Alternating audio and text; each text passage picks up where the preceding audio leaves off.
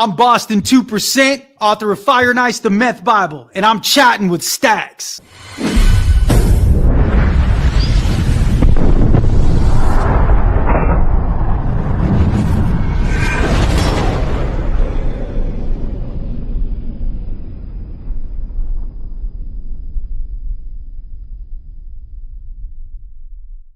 Welcome to this episode of Chatting with Staxx. I'm your host, Bill Staxx, and today I got Boston 2%.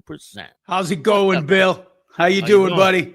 I'm doing great, man. Thank you for taking the time to come on my show. I appreciate it. Nah, I'm honored, man. It's gonna be a wild ride as always. So definitely, you got some wild stories. I've seen you on a bunch of different podcasts telling your stories. I was like, wow, this guy's got something pretty crazy that you been through what you've been through and you came out on the other side. A lot of people don't make it. Yeah, and pretty crazy, no pun intended. I did state hospital time in a mental institution for the criminally insane. I mean, it just goes on and on, but man, it's a bird's eye view. It's an experience like no other, man. It's a wild one. So where did it begin for you? Where did your life start? Well, I grew up in a town called Reading, Massachusetts. Really, the story all begins back then under an icy covered bridge, okay? I always start this story off the same way. I was born on January 31st, 1982. The devil tried to kill me that day, and I've been fighting for my life ever since. And I grew up in an alcoholic home. There was a dark mental illness present in that home, too. A lot of childhood trauma, things like that. And we were under this icy covered bridge with a stolen half a joint. And I was probably, I think, about 13 years old, and flip went the big. And it was the idea where getting out of myself was the answer to all of my problems, right? Typical teenage story. We were a band of ragtag wannabe comedians, kids from broken homes, the box of misfit toys, right? And we all gravitated towards each other, and we started smoking weed every day and hanging out. And immediately I could see that I was an addict in every single kind of way, right? But the summer going into 9th grade from 8th grade, I was in Reading, Massachusetts with one of my best buddies. We were under this beautiful canopy of oak trees in the woods. And we had one of those half gallons of like Underwood and Pierce, like $10 bottles of vodka, the big ones.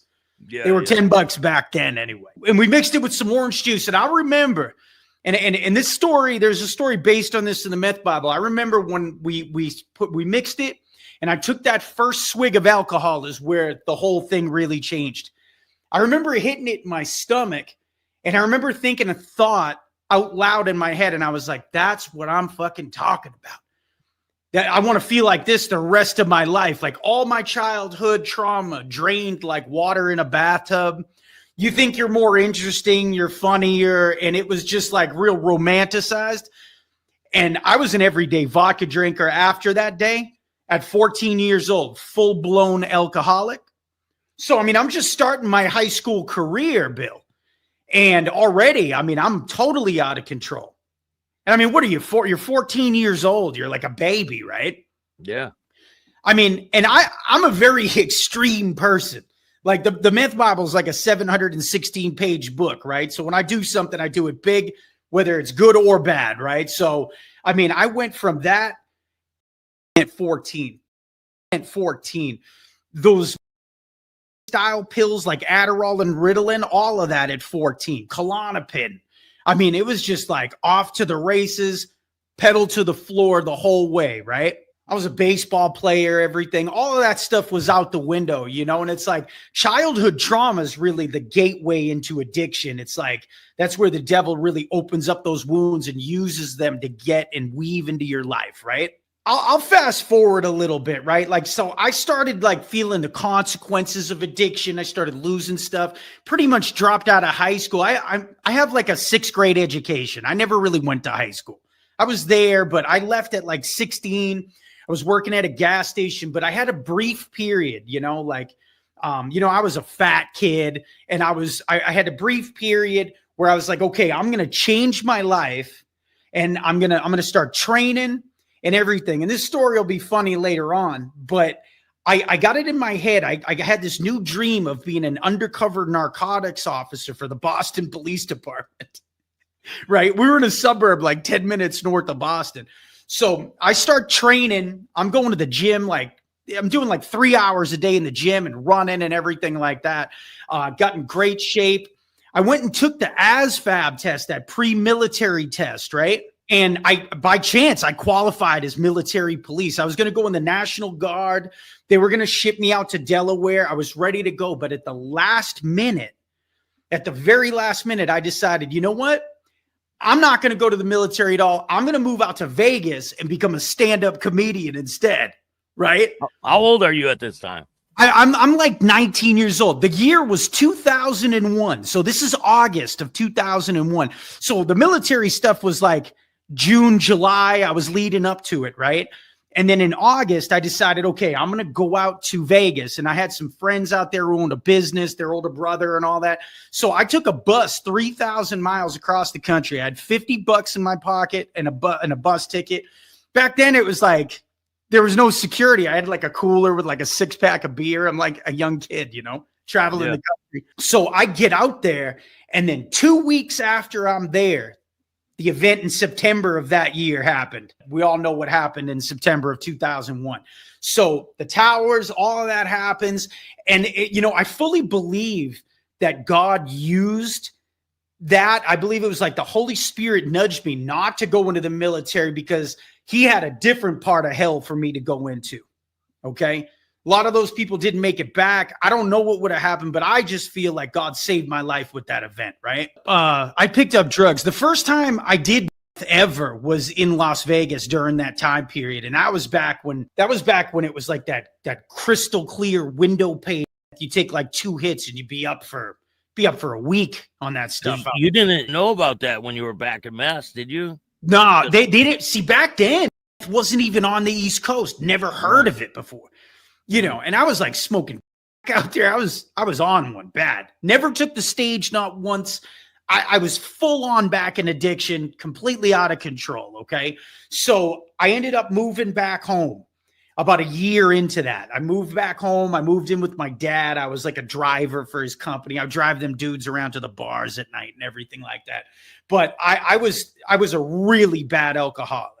Okay. It was like the depths of despair, falling downstairs. I mean, drinking, a case of beer at a time or a half a bottle of vodka, and I was waking up with bruises. I was a mess. Now I'm like 21 years old. Right. So I turned 21 years old on a Friday night, and I ended up in my first drug and alcohol treatment center on Monday morning, one of 9. And I went to the East Coast, some of their best. I was in like McLean Hospital. Like, I think James Taylor wrote Fire and Rain or something in there. I don't know. But I started going through that mill, and I'm just getting exposed to people that are doing harder drugs, shooting up, things like that, right? We end up moving to Corpus Christi, Texas. My dad he got divorced and his career was wrapping up there. We moved to this city called Corpus Christi, Texas. They call it the Sparkling City by the Sea. The name of that city quite literally means in Spanish, the body of Christ. Okay. It's very interesting. Like the whole story of the Meth Bible unfolds in a city after Christ's namesake, right? I mean, this is a story about the devil. It's a story about redemption. And it's told through the eyes of a meth-addicted cab driver, okay? It's a very unique experience. It was a wild ride, and we'll get into that. But now I pick up a bad habit. The drinking continues for a few years, just flashing through all of that. I ended up like at 25, I met a girl. I was in a brief period of sobriety. I'm exposed now because of the treatment to all the 12-step programs. So they planted a seed, like that's where you go when you're really in trouble, right? I know I'm talking real fast. It's a long story. So if you want to jump in, just let me know, okay? Yeah. All right. But I get exposed to these programs and I'm like, okay, this is the first time like I'm even hearing about God. Never heard about God in my house growing up, but we were Catholic, but my dad drank a lot. He was a womanizer and like he'd high five you if you were cheating on your wife, type of deal, Yeah. So it was like we were best friends. We were like drinking buddies more than anything, right? So I'm living with him.